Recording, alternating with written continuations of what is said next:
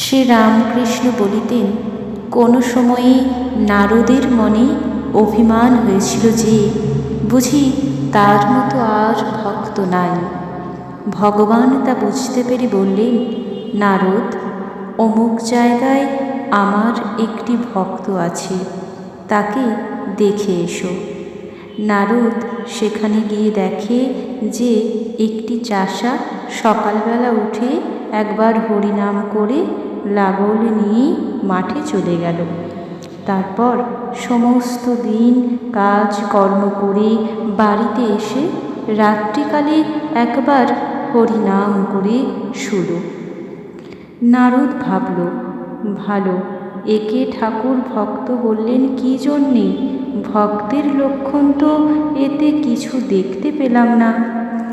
তারপর ঠাকুরের কাছে গিয়ে নারদ নিজের মনের ভাব বললেন। ঠাকুর বললেন, নারদ, তুমি এই তেলের বাটি হাতে করে গোলক ভ্রমণ করে এসো, কিন্তু দেখো সাবধান যেন এক বিন্দু তেলও না পড়ে। ঠাকুরের আদেশ মতো নারদ তেলপূর্ণ বাটিটা হাতে করে গোলক ভ্রমণ করে এলেন। ঠাকুর বললেন, নারদ, গোলক ভ্রমণ করতে তুমি আমায় কয়বার স্মরণ করেছ? নারদ বললে, ঠাকুর, একবারও স্মরণ করতে পারিনি। স্মরণ করব কি?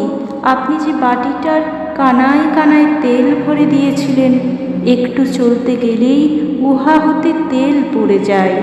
কাজেই ভয়ে ভয়ে আমাকে তেলের দিকে দৃষ্টি রাখতে হয়েছিল, আপনাকে আর স্মরণ করতে পারিনি।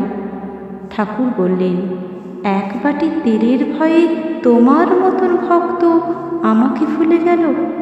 আর সে কত বড় ভক্ত বলো দেখি, যে প্রকাণ্ড সংসারের ভার মাথায় নিয়েও দিনের মধ্যে তবু দুবার আমাকে স্মরণ করেছিল।